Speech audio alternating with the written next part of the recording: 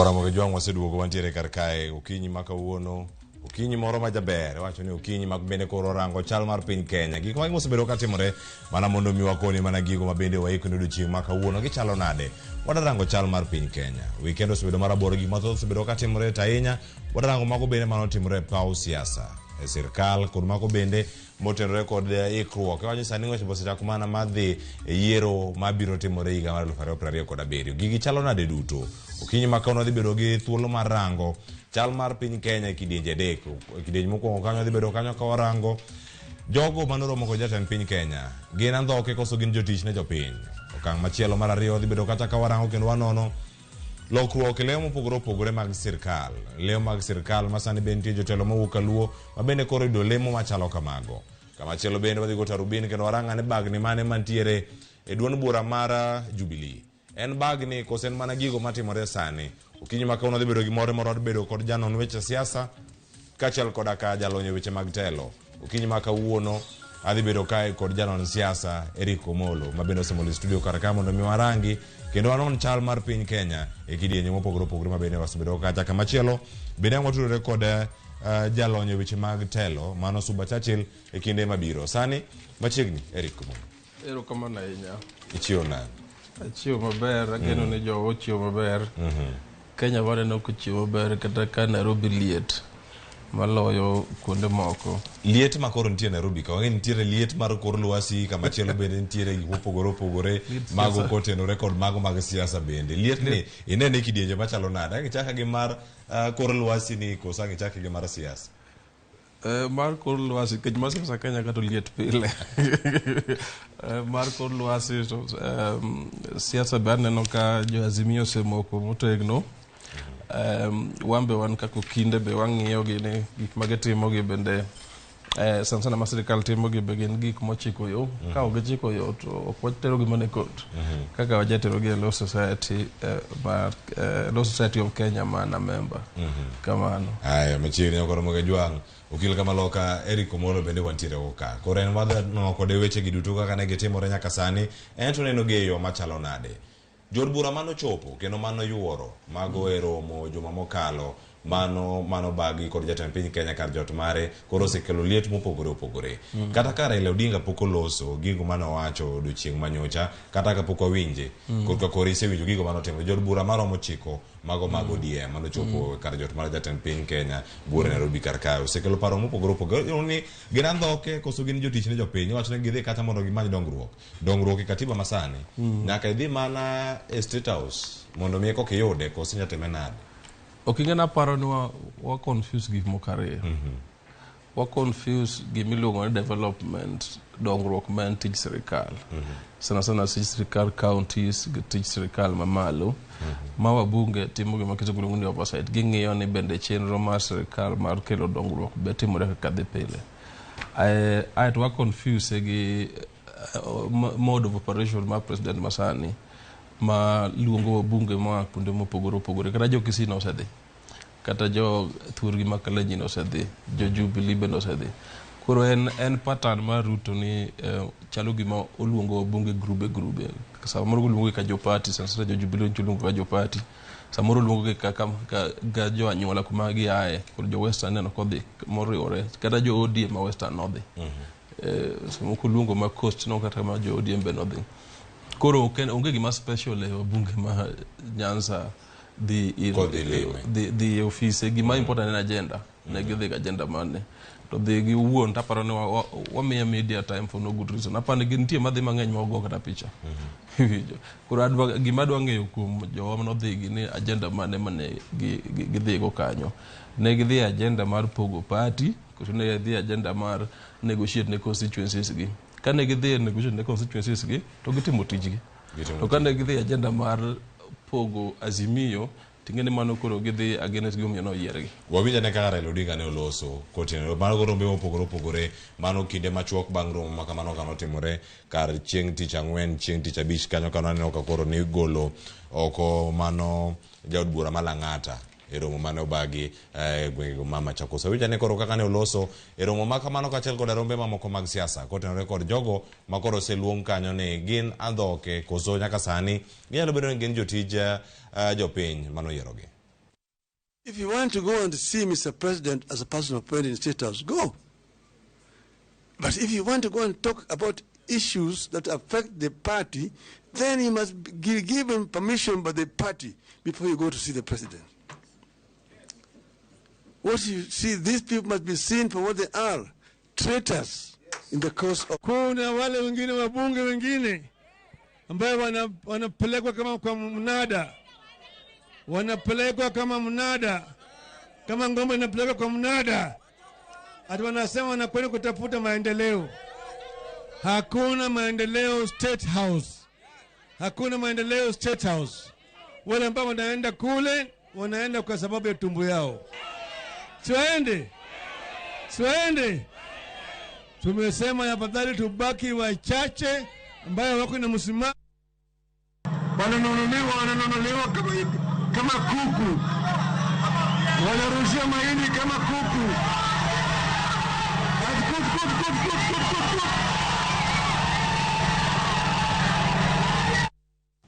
Nyalo bedo ni en mana siasa makoro sadongo nikech koro winjo gima jatend Azimio wacho gigo mailose iye kacha ka gin motenore kod mag duond bura mare to mano gin komarach mano kalo issues affecting the party kako kete kar kanyo ok ngene Kenya ka wasethagore sana mondo nong democracy democracy mobiro gi miluongo ni multi party ni koro en important ni ka osetim yiero to jok mane sirkal o implement agenda egumio gin majority ayeto jomal koro onge sirkal magin jo Azimio otem gi miluongo ni oversight ma wacho chande koro any effort mar president mar interfering gi parties to rach adieri ok rach ne Raila kende actually rach ne democracy mar Kenya nikech wadwani Kenya bed multi party democracy and parties obed strong koro kopo an ng'eny jok mancho dhi ka ng'eyo kopo ne gidhi mar ndhogo Azimio to mano to makosa iwinjo to kopo ne gidhi negotiate ne gwenge and things like that to mano to me is fine shida ka ndia ni gimbo wuono gikonwa gi ne gidhi kuro malongo ayeto president wuon be wuoyo ka gima ochayo jo Azimio owacho ni okochuno ni nyaka owuogi jotend Azimio mondo rom gi wabunge iwinjo ing'eyo MPs tiyoga gi structure magitiyoga en ni party koseyierie party to kedhi e bunge to lore kuma intiere iketi committees iwinjo committee gin gi departments mek sirkal magimenyo iwinjo koro ka inem for example committee mar energy timenyo jo kachalo Kenya Power gin jo ka nuclear gin kandete iwinjo koro nego bedni ki engage jo sirkal ti engage along those lines ni okay ane committee mar energy Kenya Power timo rationing PO ngi kechal kama egi agenda mane ma president ni gomodo kiko bed gi power outages mang'eny iwinjo koro kupo ni mbunge dhi engage along those lines to gimo wachungi shida ka en wakia gima gidhi timo State House al chalo gima sana one lawyers one very worried ka sirkal do bedo gi super majority iwinjo koro bedo gi wabunge makalo 2/3 mano 200 aparoni and 30 something kubedo go tingeno nya chako timo gik ng'eny mano dictatorship koro onya chako loko temo loko katiba kechal kamago an gi kechal kamago dwoko Kenya chien kaka bende ang'wane no kanyo ka ng'wadhi ka watieko chenro kinyi makawuono chenro mopogore mano bende mar dar jod bura mamoko mabende no gwele kantiere kwetha mar Azimio sani koro donjo e kwethno mar Kenya Kwanza onyalo kelo pek machalo nade e kinde gi ma wantiere chenro gi mag siasa mopogore nyalo bedo ni jatend Azimio gi jogo mantiere kweth mar Azimio ok orwako kata choko paro kata rwako weche mopogore mag dongruoge wacho kanyo ni ka gidhi loso weche mag dongruoge to en kare ben chike mathur kasani bende chiwo thuolo machalo kamano koso telo mag kor gwenge ka bende koro nego konye kuonde chung'o bura mopogore kata konge maber kar chung'o bura to mano pontiere sirkal mamalo no kopo di penyo ne chik bendo yiene sirkal kelo maendeleo kamoro to kel kamoro mano ok adieri chik oyiene sirkal onego bed ni ji tudore ji wuoyo mondo maendeleo otimre gi biluongo ni equitably to nyaka jaod bura dhir jatend piny Kenya mochung'ne sirkal mamalo kod sirkande jaod bura onego bed ni wuoyo mbunge onego bed ni wuoyo gi president onego bed ni wuoyo gi ministers okelo dongruok machalo nade koro kidhi mana loso ponono kok idhire to dongruok ok de chopni koso ang'o omiyo koro oganda bende wacho ni koro wadhi adhiya kacha mondo walos kod gima mi yieri bunge en ni highlight story mantie gweng'u. Iwinjo lwedo ok rome. Anyalo bedo ni aseyo mabei kata Rangwe to kanyo wadwaro polytechnic moro to ng'ama nigi pesa makelo polytechnic en president. Iwinjo gi minister mar education nikech nyaka miye license gi nyaka kel jopuonj nyaka kel samoro nyaka inwang' land grants duonga. Koro nego bed ni ka dwaro polytechnic Rangwe tawuoyo gi president, tawuoyo gi minister, tawuoyo gi governor be nikech governor ema timiyo ji lo. Iwinjo shida kaendi en ka wuoyo nego bed structured. Iwinjo bedo such that ing'e Rick Komolo dhi romo gi Ruto to dhi romo nokwayo polytechnic. Iwinjo to kidhi romo gi Ruto gimineno en ni Facebook page mar State House emokete picha to wanyiero to be chalo gima consultation onge to party ni be chak golo statement to matiende ni wuoyo no ok en structured and wuoyo no samoro nyalo ketho political parties nikech remember ne jogi te nyicho yier gi ODM except iluongo ni Shabir en kende ma independent. Iwinjo en kende moko no consult ko dhigirene jogi te no yier gi party koro ko yier gi party nyaka gi respect party to party bi nyaka migi thuolo mar operate. Iwinjo nikech party nitiere opposition to opposition ok collect ushuru Kenya ka ok collect tax but no opposition ok nyal kelo polytechnic ok nyal gero yo. Iwinjo so nyaka dhi lobby. Ananeno ka mbunge marongo chaneno ko kete Facebook iluongo ni Paula Bura nano kete Facebook ni yo ma rongo kochiko Rangwe oboke Rangwe contractor oseduogo contractor incha onge Kenya dieri asetiyo gi ono mang'eny contractor oseduogo kore kete lam kopodi mane gi micho dhi lobby ne odoga sirkal kata kawuono to kopo ni no dhi kudho party kaka gi weekend Azimio tingene mano to koro gin dhogo njogone gi kura. Iwinjo koro mae maparo ni shida man kae and of course kaka wacho Kenya nigi history wan history sana mar KANU mane kose yier ji to ng'iew ji State House machiegni kane nitie ndalo moko kane kochopo ka tich ang'wen tich abich kanyo to mana rambe popular ja tino ka bungo riedo te ka pesa rambe. Iwinjo mondo gidhi go garambe giluongo nying Mutukufu rais mano history moko kodwa kendo ok odwa ni mbunge dhi kawo pesa ato wuondo ni kelo maendeleo odwa mbunge dhi e group motegno to gidhi wacho ni wan opposition ndio to wadwa tiyo gi sirkal ABCD. Iwinjo ka nitiere chik midwa ka sani endi nitiere gima important ma pani Kenya onego focus on wach yiero commissioners make ABC tidhi kanyo tikono president ni yes in gi ratiro ma yiero jogi to jogi ng'eni gidhi timo election Kenya mangima and election ng'eni nyalo miyo piny barore koro kopo ni ok consult to chacha consult sani consult jo Azimio mondo wabedi commissioners manyalo tiyo Kenya kaini mondo kik wabed ni bang' ya kaiga inabij to jidhao and importantly ji ok yie out kamar election. Iwinjo kech reforming elections to nyalo mana tim ka ji ore kanyakla koro pa ni mae shida kae structure.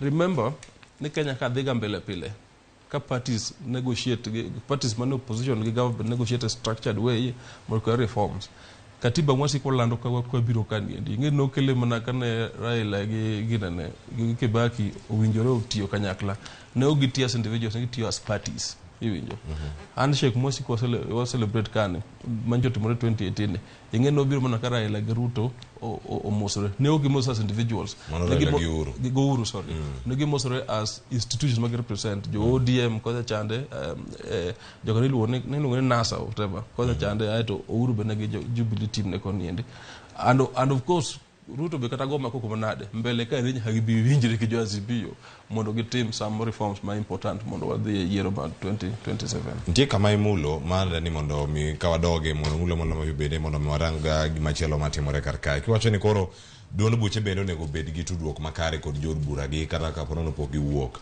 ka joten duond buche gi wuok to dhi romo kod jatend piny Kenya en bende nyalo wach ni en Andhoke koso jogi matinde mako wuok to dhi kocha ema nyalo bedo ni Andhoke koro mienjo e kinde makoro weche mag siasa bende koro mako ok watarajia ni jatend party nyalo wuok dhi romo gi jatend party machielo mano Raila romo gi Ruto kapok consult Azimio embe ko consult Martha Karua Kalonzo gini to they kende ngene mbo chako ndhogo jo Azimio. Iwinjo koro watarajia gima luongo structure watarajia ne ka giwuoyo to giwuoyo e yo ma Azimio sewinjo bedo piny ma giwinjore ni ma gik ma dwaro ABCD sani gik ma giwacho mang'eny ne ogiri recognize Ruto koro en important ni ka gidhi to gibed piny giwach no okay ok recognize Ruto ndio ta en president Mano number 1 nikech Ruto bok bidhi romo kodi kaka recognize iwinjo. Mar ariyo ni okay ang'om reform package man nyaka watim mondo gik manotimore 2022 kik nuore kendo kik wachako bed ng'at machalo Chebukati ma samore wacho ne limo jogi gotieno iwinjo.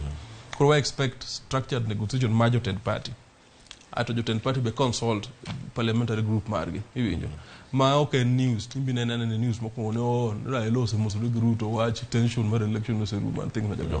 Mane mamiyo samoro neno ka coalition mencha jakom nego 2017 ja samoro joma chalo Musalia gini machalo Wetangula gini ne uwuoke nikech giwacho ne ok bedo consulted. Koro en important gigo bed structured and important ni giwuo nikech Kenya ka ni to ken mar Ruto kende ok en mar Raila kende ok en mara kenda Kenya en mar jite koro and wagombo ni kwe obedie very important giwuo hiwinjo. Mar ariyo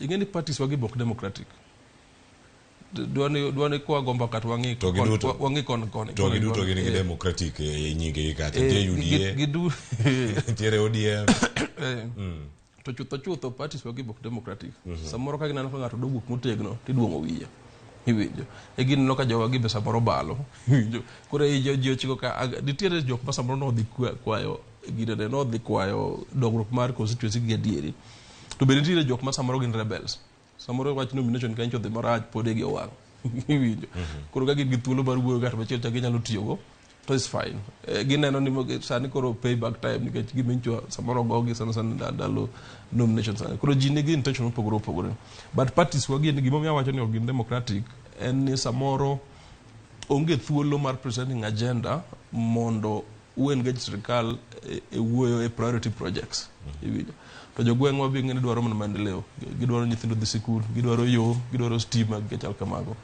koro parties bende ka criticize wabunge gi to ging'e to be gimiyo wabunge gi thuolo mar consulting within koso ng'ato kawo ne Andhoke ng'en ndalo moko ni wabunge mang'eny ni giluongo ni watermelon ni watermelon akiana ng'o nitie nying mane gi jacket ka ni ng'ata mane paro ni samoro wuoyo kocha gi kone Ramogi chung motegno wacho nitie jok mag nitie nying mane cha giluongo kama Andhoke Chal Andhoke iwinjo yani ka inga da guskipe ko achande nikech ngene for example karibu wabunge beach mantiere UDA ne wan ges university wijo mo achiel ariyo sitiyo go ko ka nika kokinde doge koro jogi ok in enemies ga koro kopo no yiera mbunge to obviously okadhi we mosogi wijo okadhi we chamo gi lunch doge nikech gino osiepa oko ka buge kwa donjo to donjo ka wanongo tich machal wijo koro nitie grube wabuge goero ma parliament mokalo chande ne sasa jo ODM ne very strong kuomgi sana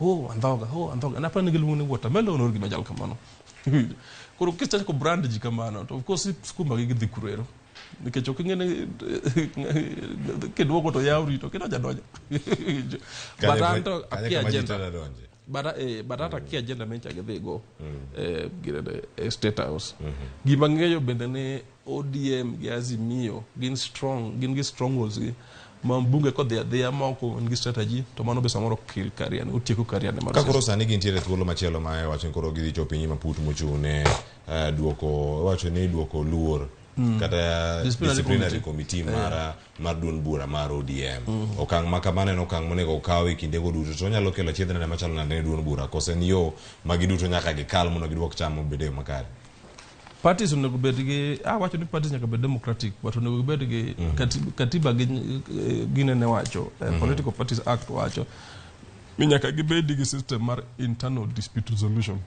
ka ng'ato ne otimo makosa to onego bed ni obedo processed e party kapok odhi e political party tribunal ka eto koko chiko court nitiere samoro miluongo ni Karen Nyamu ing'eye apa ni sewinje manyiche wacho no dhiogo koko Dubai jande hiwinjo embe no ka UDA oluonge mondo wacha de gimincho dhio go koko Dubai moketo nying party into disrepute nikech chalo ne weche family ge doge koro gika chal kamage me parties ni internal dispute resolution mechanism and koponi ODM luongo jogi gi mondo gispend gi ne gi state house to man is fine hiwinjo gimo expect ne the disciplinary committee obed fair ngato obed hard iwinjo ai to kik dispute mechanism obed gik ma yalo gi kapeti iwinjo onego bed ni giyalo gik ma clear ni bende jogi endi nodhi State House adieri mokwongo ni yes.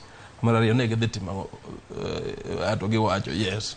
Mar adek the State House en crime yes or no depending on gima ne dhi timo kurero. Kidhi ndhogo party to en crime. To kidhi wuoyo kuom jo constituency ni to ok onyalo bedo crime. Iwinjo. Aito jogi biro bedo gi system mar appeal. Koro ka party oamua kama to ibedo gi thuolo di appeal mbele. Aito wabiro neno kadhe. Aya, agora porque yo agira ko kaka chenro gi duto bende medo mana dhi. Welo bende pod wantiere e studio kar kae kinde machuok kanyo dhi bedo gi thuolo mara riwore kod jalony weche mag telo mano Suba Churchill ma bende koro bende osemol e studio kar kae mondo mi warangi chenro mopogore kaka gitimore mano ka wantiere kod kar kae. Kama chielo gino mantiere ka warango kae nitie ote ma koro biro kako wuok kuom jal miluongo ni ombudsman. Nyinge machielo bende nitie ka ombudsman Wuoda Kanyemach. Wacho ni Babu Owino ok winjre gi Ruto to bende ne ok owinjre nyaka gi Uhuru. Embakasi East chalo mana London. Okochuno nyaka odhi ka jatend piny mondo magi otimre koso en ang'o manyalo bedo ni jodubura mamoko timo kata kok gidhi ka jatend piny Kenya e kar jot mare dongruok pod biro negi. Mokwongo premise mowacho no miriambo Babu osiep Uhuru, Babu osiep Ruto, adeno osiep bunge mang'eny ka ng'eny en student leader. Aito mar ariyo constituency pogore. Embakasi East okodongo nikech Babu. Embakasi East en part of urban development Nairobi ka ni resources ng'eny en town. Ok inya piem gi Rangwe, ok inya piem gi Rongo, ok inya piem gi say Kasipul, ma is 80-90% rural. Mayore tie ka yore lam donje. Koro obligation mantiere kuom bunge man Nairobi ka machalo Jalango kata Babu kata Ladwa opogore gi obligation ma interest ki obligation man bunge ma a rural area iwinjo. Again gima makosa makikwa timo gik en criminalizing wuoyo gi executive nikech anyuolni moko be dhiye kundego iwinjo. An shida na 100% en koponi gi dhi kurero man dhogo party gi man dhogo institutions make democracy but kikwa criminalize the State House, the ministers. Remember kata governors wa bende dhi kuondegi. Remember wano. Kata weekend dong governor wangagi ne nitie gi Ruto Naivasha dong. Official structured gidhi weche county gi national government dong. Kata nyongo no the State House. Kade nitiere minister mar foreign affairs mar England kaidi. No the structured way. Hapa ni jakom mar committee moro council of governors. Siwinjo. Minister governors wagite like over the last 2 weeks Gladys Wango se bedo karo mogi ministers all over nyaka mar treasury koro kwa criminalize engagement gimarach en engagement ma is not structured ma end up frustrating political parties hivinyo yes and kikwa bed ni ka joluyo dhi to kwa wuoe hivinyo joluyo nyaka ma ODM by the way ai to ka joluo ma ODM odhiye to oendere koro pek ma koro oendere. Remember nikos voters mathuro ariek marach koponi ni dhi ndhogo tibiro ka jogi doge election mabiro mbele ka to koponi dhi negotiate motegno biro kiri yiero nikech jogi tedong be serve 2-3 terms ochanda chan mar adek jobodong kande Shabil mar adek jobodong kande apana ariyo jenda kende ma donje mokwongo kopono ndhogo jogi biro madong.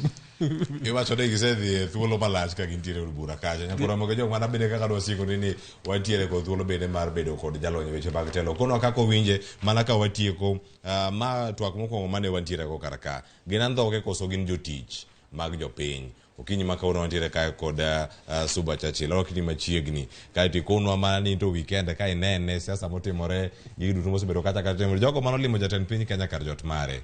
Gin Andhoke koso gin jotich ne jopiny. Ne gino makare mane gitimo loso kod jatend piny Kenya koso en kaka jatend Azimio bende koro osewacho ni jok makamagi bende koro ok onego bedni kata moko bende kata rombe gi bende ok gichope nyaka sani pachien mane mana ka watieko twak makwadhe twak machielo. Erokamano ahinya. Ing'eyo ni jotelo manyocha odhi Ikulu ndalo mane wadongo ne matindo ni iluongogi ni joote. Jaote en ng'ama imiyo ote gi jogo manoore lejiko. Koro wadwa ng'e ni to ng'ama nyicho oorogi. Mondo wang'e ni ne gitiyo koso gin Andhoke. En ote mane to ote no nigi kawo kuom jogo manoterogi e lejiko tich adi. gisebedo ka giwacho ni gidhi manyo dongruok. To dongruok apani manye lejiko nikech tij jalejiko gin adek. Chik morito piny ka iwacho ni tij jalejiko en ng'ama represent en jaote kaka wachono, kendo en ng'ama loso chik, kendo en ng'ama penjo ni to pesa ma nyicha jopiny oketo e migawo mopogore opogore mag sirkal otiyo yo mane. Koro ka ng'ato bukore odhi Ikulu kaka ta party manore lejiko kanyo kia, jok manore lejiko kia, pok openjo jolang'ata kuom ranyisi ni bene jalang'o timo kodgi bura monyisogi ni odwa dhi Ikulu. Pok openjo Senator Ojienda ka be nodhi ocherore Kisumu kanyo, owacho ni wuon piny oluonge mondo odhi e od telo maduong', to gi jolejigo duto manodhi. Koro wan gima wadwa neno ni to gisewacho ni ne gidhi e dongruok mane giyudo no to mane. Nikech gima nyicha wawinjo kendo gima waseneno en ni budget mar office ker, budget pesa motere office ker e budget mar ariyo miluongo ni supplementary budget omed sidang', kendo mar office jalupne be omed sidang'. Koro pesa gi ok gin pesa mibiro gergo ndara. Samoro gin pesa midwa ng'iewogo jolejiko kaka moko manyicho dhi e od telo maduong' no. Koro wabiro ng'eyo pok ndalo kalo mang'eny, to kaka ndalo medo biro dhi wabiro ng'eyo ni to ne gidhi manyo dongruok adier koso ne gidhi manyo igi.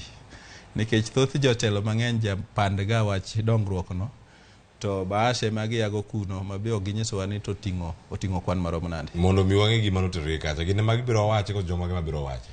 Gine monego giwachnwa nikech magi kaka wacho gin joote, kaka gisewache, gisewache to oganda ok oyie kodgi. Nyaka jotendgi bende koro ok oyie.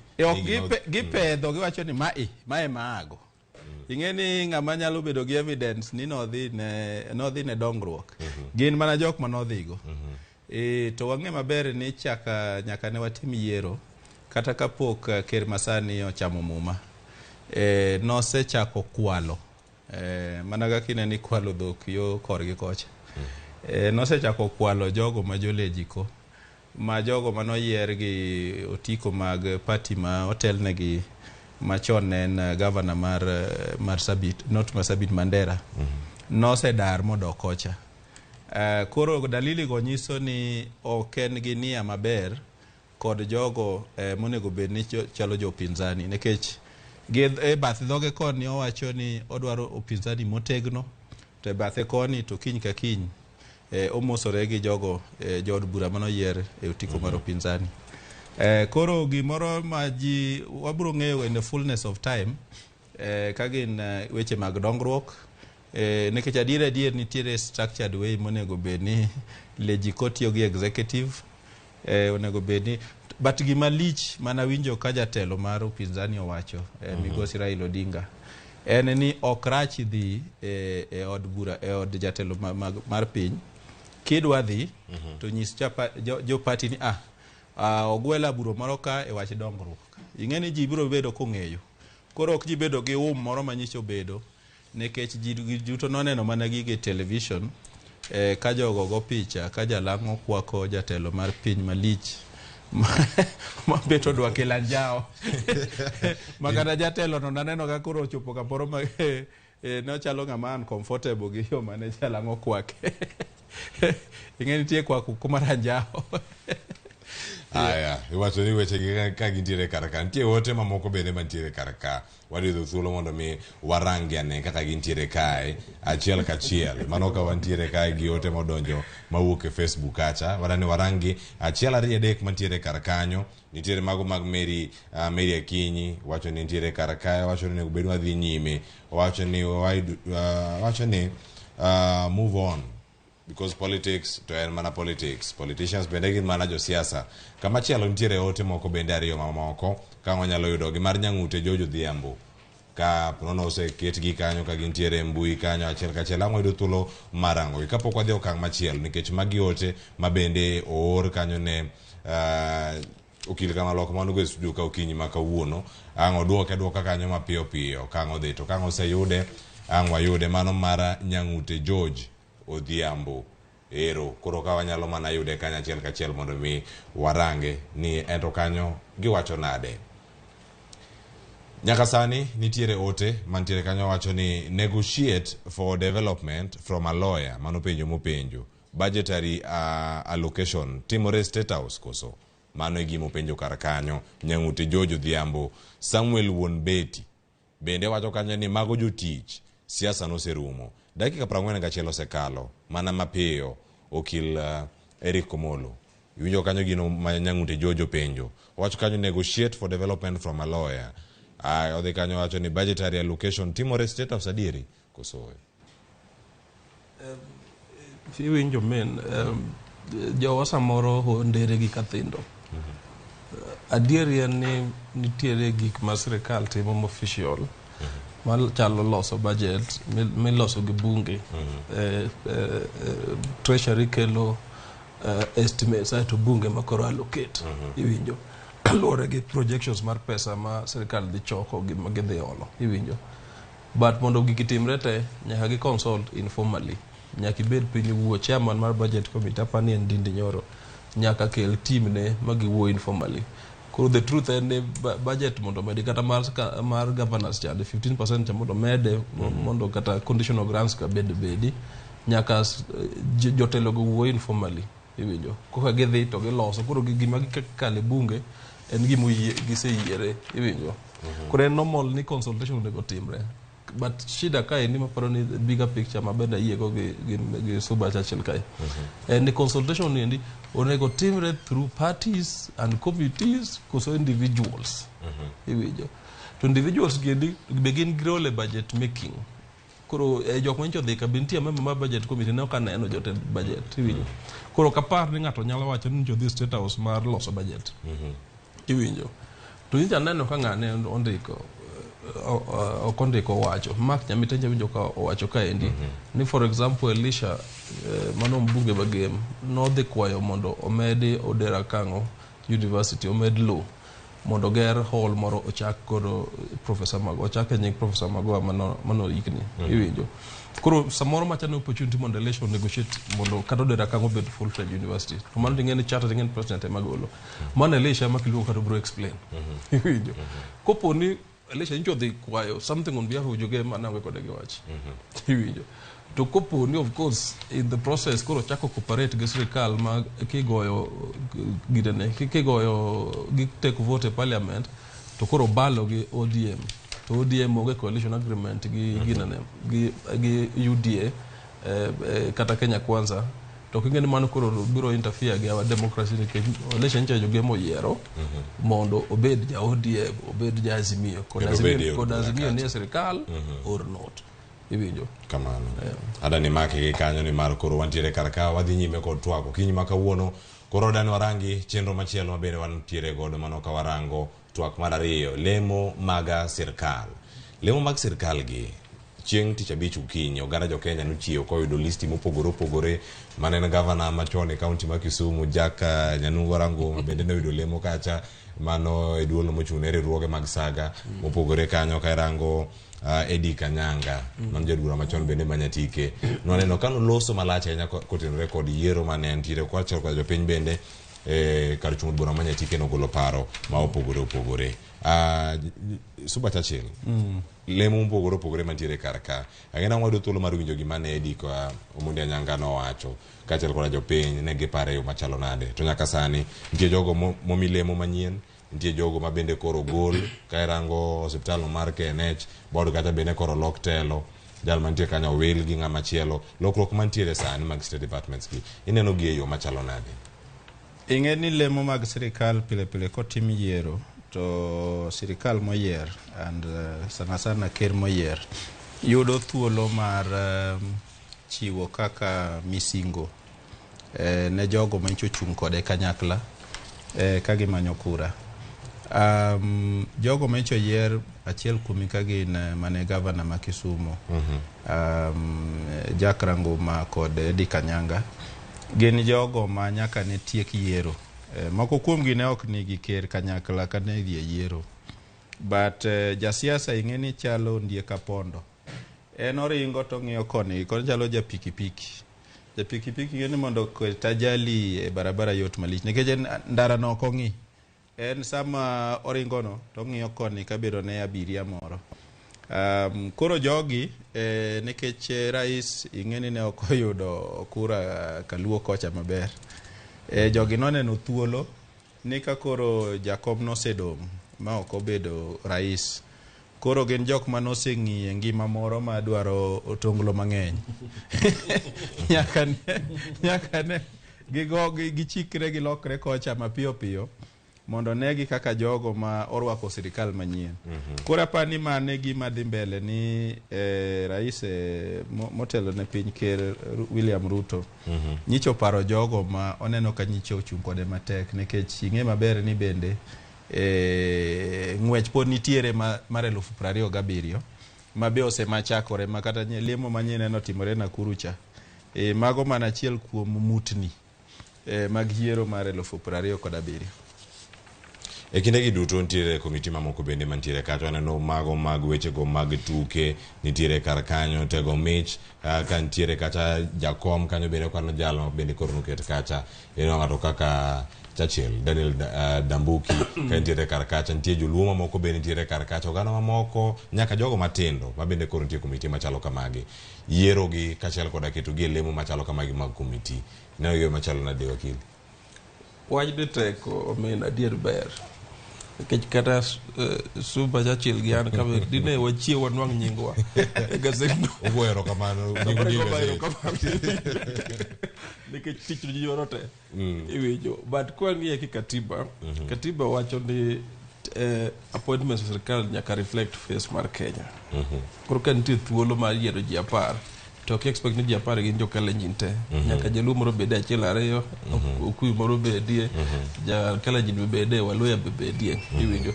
Koro ng'at mane public office macha sana president nyaka tim appointments nyaka jok minchako gone kura iwinjo mondo reflect face of Kenya mano constitutional obligation. Then nitiere kiwango mar ariyo miyieri nikech in professional iwinjo. For example, kichako tribunal moro ka midware lawyers to koyiera ni aja UDA nikech an ok aja UDA iwinjo. Ok yier ka aja Kenya Kwanza nikech an jafago kura na Kenya Kwanza iwinjo. Yieri nikech in professional, osebedo recognized ni nyalo timo tich moro malich, like wang'eyo ni Mr. Churchill osebedo civil society mang'eny. Ka nitiere kama kuri dware reforms to kokete tikete nikech en professional ok en reward. Ato dik kiwango mar 3 makuri miyi nikech chi support ng'ato. Ma indi mana group corporation chairman ko mena mirago magini gendi ok en expert weche sako iwinjo to miye nikech Ruto dwaro support thurwa to nyako pog jo gik moko iwinjo. Koro ni kimake kanyo winja ne kaka Ediko Munde Nyanga noloso bang' koro ko wacho kanyo ni koro bende orwako gigo mosebedo kanyo katimore welo mosebedo koro se gwele kanye lemo no ya kore jako board mochung' ne wechego teko mag nuclear. Winja ne koro kaka ne oloso odiochieng' manyoro. We have an energy sector to nurture and a nation to build. On my new role, I wish to assure the President and the nation that I'm cognizant of the crucial role of the energy sector to the economy. Under my stewardship, the Nuclear Regulatory Board will endeavor to ensure the country embraces innovative harnessing of nuclear energy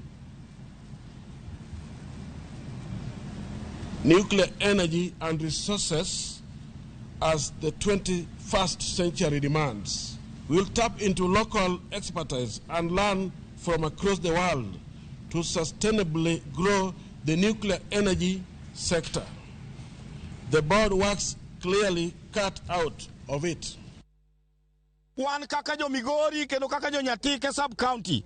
Wan gi mor maduong' nikech Dr. William Samoei Ruto oyiero wuodwa mathiring'inyi malich Honorable Eddie Komundi Anyanga. Oparo wa Jonyatike wan chien. Wan wakono President William Ruto ni 2027 will rally behind you. Misimiwa Anyanga moyiero. Oyiero jatich maber kendo oyiero ng'ama biro tiyo ne jo Kenya. Wan gi problems. Nyatike tuo to onge hardship allowance. Wadwaro ni Sirkal olosnwa hardship allowance nikech mono ji mang'eny biro tiyo Nyatike ka. Wan gi road miluongo ni C13. Samwa wen no we gi Migori pogo gi Nyatike. Wan gi road masara sorry. Awa kwayo president ni koyie otiekno yorego mondo maendeleo do Nyatike. Yudi thuolo kaka president mar Kenya mondo biye Migori County sana Nyatike sub county. Ero gigo momako wangi, gigo momako modoje iti ahinya bedange kuno boda ikachiel mondo imiwa pachi kod ima jopiny wacho moro ma gintiere gore chako di Suba Churchill winjo kacha ni koro jodak ma Nyatike koro dwaro hardship allowance mondo miyo kon jogo bende mabiro tiyo county ma Migori mana mapiyo kae tangwa range boda ikang'wen modonge kawadhi Bagni matie Jubilee. Ing'eni Eddie Kanyanga en ng'ama ong'ere ahinya kendo osebedo jaod bura. Gima ng'eyo maber ni utaalamu malich ma Eddie Kanyanga nige weche nuclear to onge. En mana ni koro en achiel kuom jogo mosebedo kotenore machiegni gi ker. Koro en gima ochiw kaka erokamano. To gigi lemo mine ni chiwo gi be ok nigi ndadhu ahinya. Gimoro ma Eddie Kanyanga dhi konyo go jo Nyatike malich nikech chewno. Onge eneno kapu maduong' ma konyalo dhi ge supermarket. Motim shopping maber marom abila mare. Kuom kwayo mar jopiny ting'eni ni gikwayo ndalo duto. But gima jopiny onyego ng'e ni nitiere nderi moko ma gigero ginyalo dwaro ni mondo ger. To gin nderi ni manie bwo Sirkal mar county. Koro kwayo go duto kaka ndara mawachono ok en ndara maduong' ahinya ma Sirkal mamalo nyalo donjo. Ochila yake monego bedni range. Ochila yake monego bedni. Winjo pat jopiny inyalo medemo. Mokwongo wa congratulate Honorable Eddie Kanyanga mondo nwang' appointment. Ok yot nikech Honorable Anyanga nyicha nitie Azimio. Koro en achiel kuom jok modok kod chande man onwang' appointment very fast. Mano matieni en gi skills, political skills ong'ere kod chama ber. Koro congratulate. Kenya ni chien e weche nuclear. Nuclear bedo regulated internationally. So capacity mar chairman mar influencing nuclear policy of lich ahinya. But dibed gima ber ka wa invest in nuclear technology nikech nitiere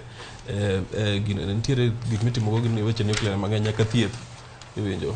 Koro dipo ka ngima ber ka ng'ato mo thuro abedo ni capacity mar influencing policy no ero. The truth en ni kato chila yako no setimo tijno mano bedo executive chairman chairman mar board opogore executive chairman. Koro atrain ga ji weche corporate governance and the law. Koro ang'eyo ni chairman mar board mi public sector gi chamo silinga 80 gibedo gima related gimiluongo ni mwongozo code. Gichamo jakom mar board mi 80 dwe ka dwe. Iwinjo. Aito donga allowance mar 20 e meeting ka meeting. Iwinjo to meeting ndi bedo limited nikech ogedwa ni meeting obed wuok tich nyaka tich abich. Iwinjo. Koro the truth en ni gibiro gi name to pesa malich kuom gito. Koro jo Nyatike ket pressure kuom Eddie. En mana nyinge ma. Eddie kwa kisha do utiyo na Kenya te. Nikito ang'eyo ni general no kama generous bende. Iwinjo. To wa congratulate in fact wa demand ni walo gi jowa mana Sirkal mondo mbolo gini push mondo jowa mang'enyo bed appointed.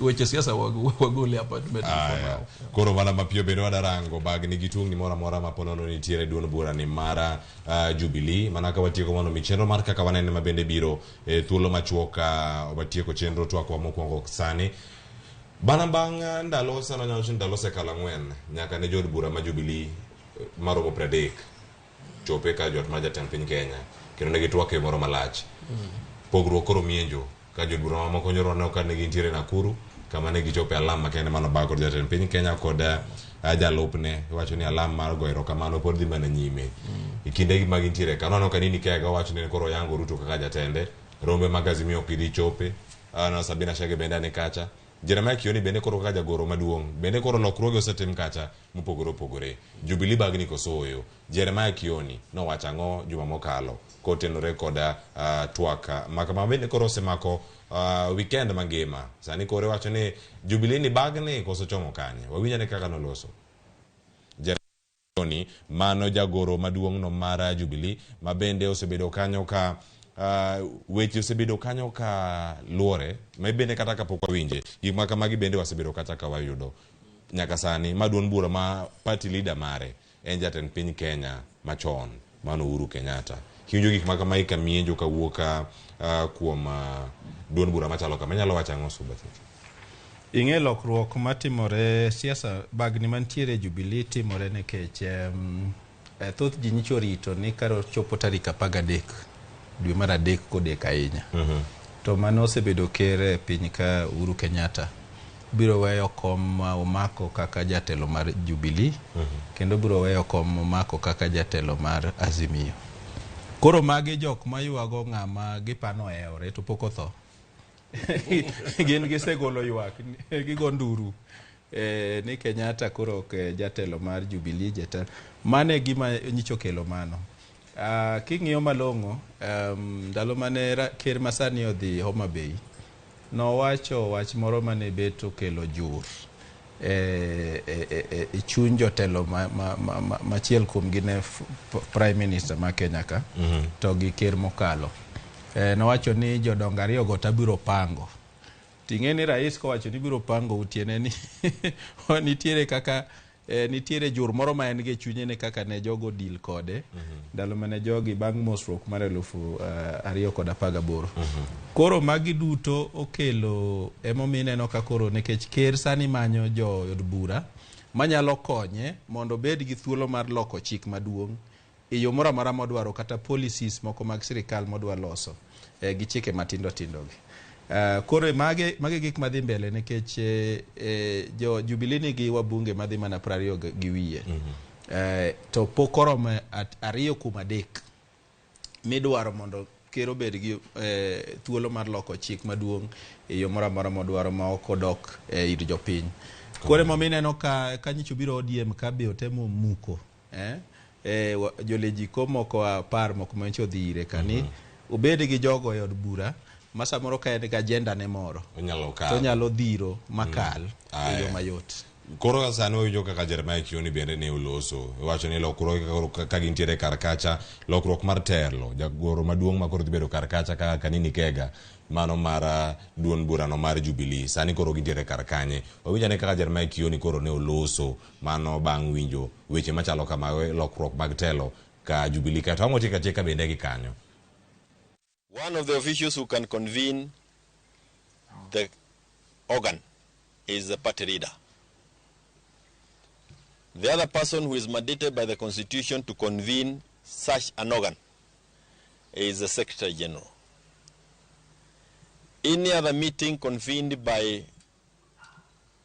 others outside the 2 party officials that I've mentioned is of no legal consequence. Kama umechoka na Jubilee, wewe uhame uende, we will still do the disciplinary action when it is done, but we are not going to conduct it in the public. Yes.